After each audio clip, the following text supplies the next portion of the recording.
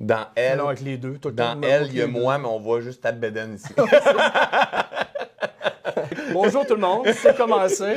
Je suis avec mon ami François Lemay. Salut, Dan. Qui est auteur, conférencier. Tu es un spécialiste de ce qu'on appelle la pleine conscience et de la méditation. Ouais, génial.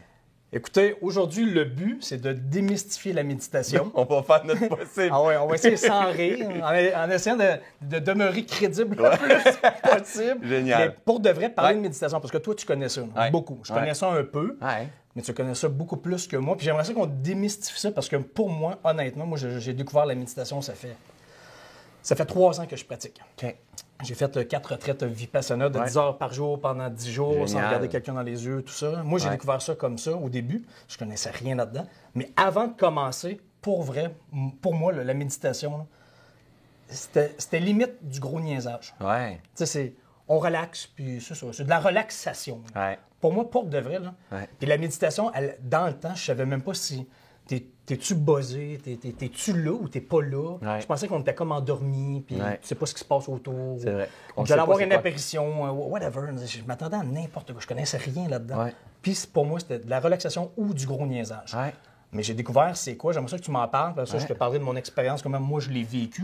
Ouais. Mais grosso modo, toi, c'est quoi? C'est-tu du gros niaisage?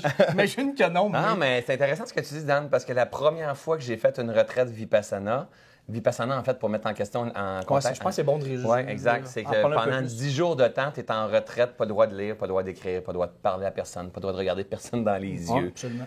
Hein, Dan? Ouais. On est bon. Et pendant 10 heures par jour, tu médites à position assise. Parce qu'on s'est fait une blague tantôt dans les yeux, puis... fait que on va rire dans cette vidéo-là.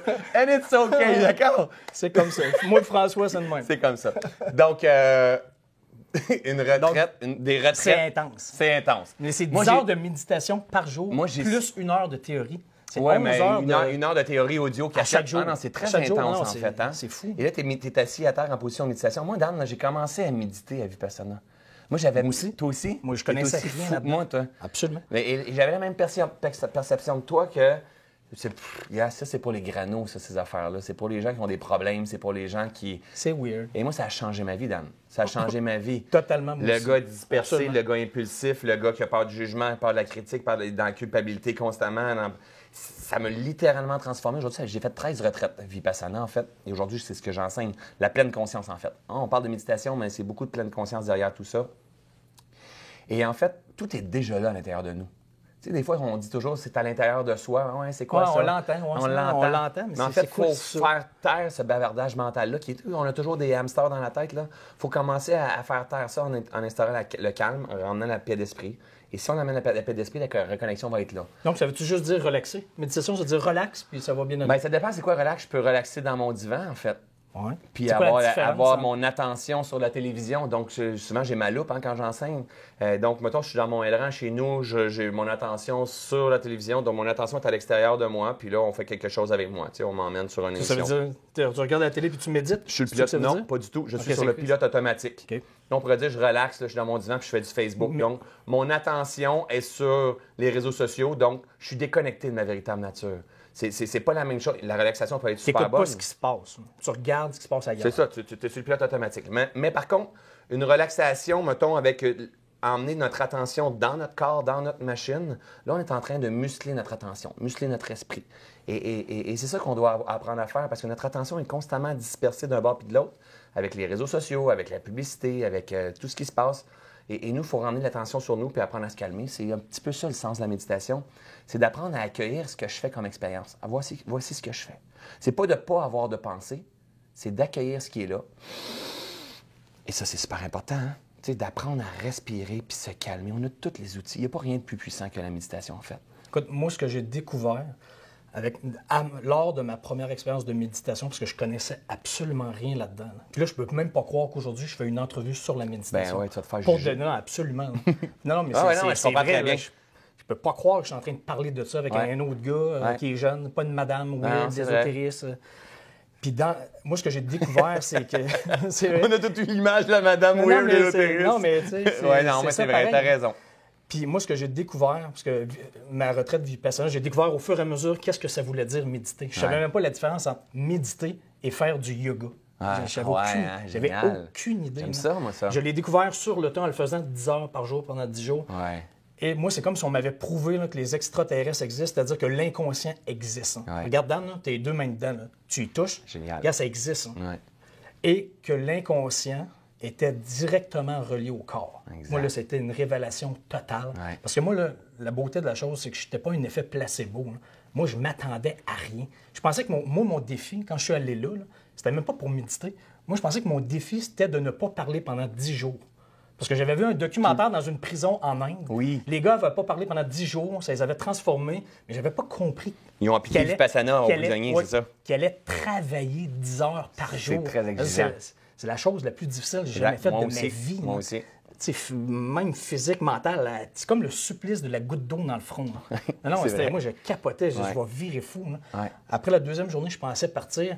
Mais moi, je ne suis pas un effet placebo parce que je ne savais pas ce qui était supposé arriver. Okay. Moi, à chaque fin d'heure, je pensais que j'allais avoir une apparition ou que j'allais être buzzé. Je m'attendais c'est vrai. Là, je découvrais que, OK, j'entends tout le monde autour, je suis là, puis voici ce que je pense tout le temps qui revient. Puis quand je suis là, ben, je suis pas vraiment là. Ouais. Moi, je découvrais ça sur le temps. À chaque heure, je pensais qu'il allait avoir un punch. Okay. Il n'y avait pas de punch pendant une journée, 2 journées, 3 journées, de 10 heures par jour, jusqu'à temps où on se met à scanner notre corps. Oui, body scan. Parce que la première partie, c'était de se concentrer. Anapana. Oui, c'est laisser monter ses bulles, être le plus là possible en se concentrant sur sa respiration. Mais après ça, il y avait une autre étape. Ouais. Moi, ça a été fulgurant pour moi. Là. On scannait notre corps à l'échelle de grosseur d'un doigt, là, partout. Ouais. Puis là, la technique, c'est ça. Si ça fait mal, tu restes là. T'observes. Ouais, tu restes si ça fait mal. Si tu as un nœud, si tu sens que tu as comme un air de déplacer ou whatever, tu restes là. Puis si tu sens rien, tu restes là. Et tu n'inventes pas que tu sens rien ou tu sens quoi. Là. Tu t'inventes rien. Est-ce que tu te sens, oui ou non, partout? Puis moi, là, je te jure, à un moment donné, j'avais des tournevis dans le dos, j'avais un couteau dans le cou. Écoute, à la fin de l'heure, là, je n'étais même pas capable d'ouvrir mes yeux parce que j'avais un couteau dans le cou. Puis là, j'entendais, moi, avant, j'étais content quand la méditation finissait, là, de sacrer mon camp dehors pour aller marcher parce que je n'étais plus capable. Ouais. Mais là, je n'étais même pas capable de m'en aller, puis j'entendais tout le monde s'en aller. Puis là, je faisais la technique. Tu regardes, t'es zen. Ça, j'ai appris 2 choses. Ouais. Tu regardes tes zen, équanime, l'équanimité. et ça passe. Ouais. Tout change. T'es zen et ça passe. Toujours, ça va. J'avais un couteau, je fais la technique. Ça faisait mal, tellement, ça faisait tellement mal. C'est sûr. J'avais des larmes. Ben, j'en suis sûr. Là, je pensais pas à un problème, je pensais à rien. J'avais des larmes tellement ça... Puis je m'imaginais dans ma tête, pour de vrai, là, me lever debout pour dire « Aïe, aïe, maudit que ça fait mal ». Je m'imaginais faire ça. Là, je faisais la technique zen. Et comme de fait, le couteau partait, la douleur partait. Puis tout de suite après, là, je m'ouvrais les yeux, je faisais ça comme ça. Excusez, j'ai touché au micro. Je faisais ça comme ça, voir si j'avais une bosse dans le cou. Ouais. Ah ouais. Mais j'ai pas de bosse dans le cou. J'ai 0 mal dans le dos ou dans le cou. Ouais. C'était là. C'est génial, hein? Moi, c'était une révélation totale. Ouais. Puis j'ai pu faire des associations à des... Moi, ce que j'appelle, c'est des nœuds. Ouais. Des nœuds, c'est l'affaire que tu voulais, qui n'est pas arrivée, ouais. ou l'affaire que tu voulais pas, qui est arrivée. Tout à fait. Un ou l'autre, puis là, ça a fait... Mais là, tu l'as gravé là, puis c'est un nœud. En fait, c'est une libération que tu as vécue, là. Absolument. J'en ai vécu plein. Ouais. Pour de vrai. Puis ma deuxième fois, troisième, c'est encore plus. Puis tellement que maintenant, je continue à faire ça. Puis quand ça... Je le fais, moi, je fais ça tous les jours, tout le temps. Je le fais là. Moi, je te parle, puis je me sens. C'est de sentir en bout de ligne. Tout à fait. Moi aussi, je te sens. Puis maintenant, toi aussi, tu me sens. Quelqu'un pourrait me donner une gomme, s'il vous plaît? 2.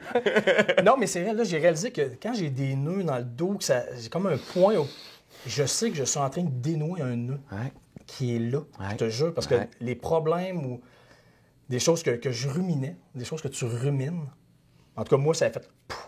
ça s'est évaporé. Totalement. Puis là, je commençais à comprendre le documentaire que j'avais vu en Inde, dans la prison, parce que là, maintenant, ils font de ça dans plein de prisons dans le monde. C'est très puissant. C'est une libération. C'est une libération qui en est.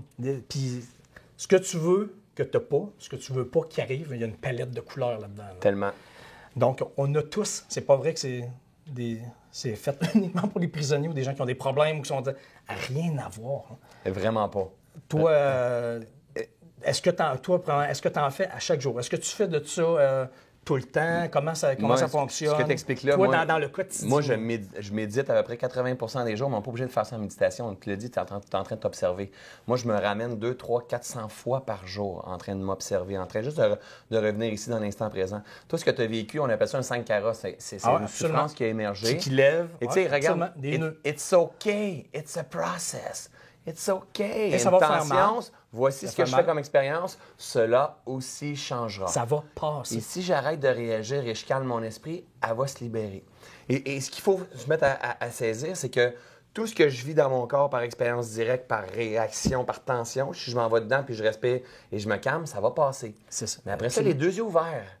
Quand je suis en réaction par rapport à quelqu'un qui me juge, quelqu'un qui me critique, c'est la même chose. Je dois apprendre à me calmer au travers de tout ça puis comprendre que voici ce qui est en train de se passer. Calme-toi, cela aussi changera. Donc, la méditation, c'est un peu le gym de l'esprit. Tu sais, on est en train de s'entraîner, mais la réalité, c'est qu'on ne veut pas juste devenir des bons yogis en train de méditer. Tu veux devenir un meilleur être humain, plus libre. Puis tu veux juste être bien. Tu veux juste être bien. Tu veux juste être mieux. Toi, est-ce que ça a changé Est-ce que ça t'a changé dans la vie? Ça a complètement changé ma vie, là, dans le sens que je sais comment maintenant, tout seul, me dénouer des nœuds de choses que je voulais pas qui est arrivées ou des choses que je voulais pas que je voulais qui sont pas arrivées. Ouais. C'est ce que j'appelle mes nœuds ou les 5 carats. Ouais. C'est le nom qu'ils utilisent, les 5 carats. Mais maintenant, je sais comment faire tout seul ça. Là. Puis je l'ai vécu, là, je l'ai expérimenté. Il n'y a pas personne qui me parlait de mon problème ou je dis pas que les psychologues, c'est mal, rien à voir avec ce que... C'est toi par expérience tout seul, directe. j'étais capable de me libérer des nœuds. Et une fois que tu as compris ça, en tout cas, moi, je ne peux plus revenir en arrière. Là, je l'ai compris. Je le sais, je l'ai expérimenté, puis il n'y a pas personne qui me l'a enseigné. Je l'ai vécu tout seul. Puis je ne savais même pas ce qui était supposé arriver. Donc, je ne suis pas un effet placebo. Je ne me faisais pas croire des affaires. Puis maintenant que je sais ça, c'est impossible de me refaire des nœuds. Parce que je sais que je vais être le premier cave à souffrir tout seul, en réagissant à des conneries. Puis là, je ne dis pas que je devenais un saint qui ne réagit pas à des conneries, mais ça revient vite. Les nœuds sont moins serrés, ils durent moins longtemps, puis je suis capable de les dénouer tout seul. Absolument. Moi, ça a complètement changé ma vie. Je ne réagis plus. Puis là, je dis ça, puis un exemple très concret, mettons, au hockey. Moi, j'étais le premier à vouloir me battre assez vite. Ah ouais, hein? Ouais, quand ça m'écœurait, frustré, outré, tu sais, je suis plus capable d'être outré, fâché, en tabarnak. Parce que je suis conscient de ce que facilement. Tu crées. Parce que je sais que je suis le premier con à souffrir tout seul. Exact. Puis il y a beaucoup d'ego là-dedans. Ah, énormément. Moi, ça m'a dégonflé beaucoup l'ego. Ouais. Dans ce que ça a fait, là, maintenant, je ne dis pas que je ne veux pas avoir raison des fois, là, mais je m'en fous un peu maintenant d'avoir raison ou pas raison, de me penser bon. Avant, je veux dire, j'étais là-dedans. Tu vas te battre pour avoir ton point de vue. Puis, comme moi, mettons, peut-être. Là, mais non, mais on n'est pas peut-être, on est en direct, Dan. Tu t'es déjà pensé bon, là. Non, je sais parce que tu l'as déjà dit en entrevue. Tu avais un gros ego. Tout à fait. Ça te le dégonfle, ça, d'aplomb. Exactement. On entend parler de l'ego, mais c'est comme n'importe quoi, puis c'est un peu rien en même temps. C'est tout et rien. Mais quand tu l'as vécu, tu le sais que tu souffres à cause de ça. Là. Puis ça fait mal. Ça peut faire mal longtemps, puis tu rumines tes cochonneries. On a tout. Si tu tapes sur le dois avec un marteau aujourd'hui, tu vas faire quoi, toi? C'est sûr, je vais sacrer. Je ne dirais pas, oh mon Dieu, que c'est le fun. Non, tu vas sacrer après. Mais ça va revenir beaucoup plus vite. Je ne ruminerai pas le marteau pendant toute la journée. C'est ça. Et tu vas-tu observer la sensation que tu es en train de vivre? Bien, c'est sûr que là, moi, je suis bien plus conscient de mon corps, de mes sensations corporelles depuis ça. C'est ça. Moi, il y a des... Maintenant, je te jure, jamais avoir vécu la méditation comme je l'ai vécu en camp intensif. Des fois, là, maintenant, j'irais chez le chiro ou me faire masser parce que je pense que je me suis déplacé un nerf, pour de vrai. Mais je le sais que si je le fais, là, je me concentre dessus, je le regarde, je suis zen, équanime, ça va partir. Exact. Ça part. Exact. Là, je te dis pas qu'il n'y a pas des gens qui ne doivent pas aller chez le chiro parce qu'ils ont fait un très mauvais bien ce mouvement. Mais maintenant, je sais que c'est des sensations corporelles puis que ça part d'un nœud là. De la fin que j'ai réagi. On est en santé parfaite en dessous de tout ça. On peut l'être si on veut. La haute disait, en anglais, j'aime ça le dire en anglais, je pratique mon anglais quand je dis ça. Oui, c'est bien. Ça se peut que je comprenne pas. Non, il y a des mots de bonne chance. Correct your mind and the rest of your life will fall into place. Tu sais, corrige ton esprit, puis tout va sortir. Absolument. Donc, quand on ramène la paix à l'intérieur de tout ça, notre corps retrouve sa santé parfaite et à l'extérieur, tout se place. C'est vraiment ça qu'on doit avoir. T'étais-tu quelqu'un d'agité, toi? Absolument. Ouais. Pas patient. Je ne dis pas que je suis full patient aujourd'hui, mais beaucoup de plus en plus. Oui, c'est ça. Vraiment. Ouais. Je peux plus être outré, fâché pour rien. Mais je peux plus, je le sais maintenant ce que ça donne. Une fois que tu l'as vécu, tu as passé ce cap-là, tu peux pas revenir en arrière. Tu le sais. Mais oui, j'étais agressif, j'étais impatient. Puis à la limite, je le sais. Là, puis je l'ai écrit dans mon 2e livre. Je souffrais beaucoup, là, mais je connaissais rien là-dedans. Ah non, c'est ça, c'est l'ignorance, en fait. L'ignorance. La majorité des gens, on est dans l'ignorance. Puis là, c'est pas comme si j'ai appris une grande vérité de la vie ou qu'un gourou m'a appris une vérité puis j'étais un illuminé. Ouais. Rien à voir. Ouais. C'est physique, c'est mathématique, c'est comme avoir fait Vipassana, la méditation. Parce que c'est drôle, je parlais de ça par hasard avec quelqu'un que je connaissais pas il y a pas longtemps, puis elle me disait ouais, mais ça dépend si tu crois à ça, tu crois pas à ça. Non, ça n'a rien à voir avec la croyance. Ouais. Pour de vrai. Vis l'expérience. La méditation, ce que j'ai fait, c'est ça, je l'ai vécu. C'est comme si je te disais, prends le poids à terre, là, ici, là, fais ça avec le poids 10 heures par jour pendant 10 jours, et peu importe ta croyance, je m'en fous. Laisse la nature faire son œuvre. Je te le jure là, que ton muscle va être beaucoup plus solide, beaucoup plus en forme.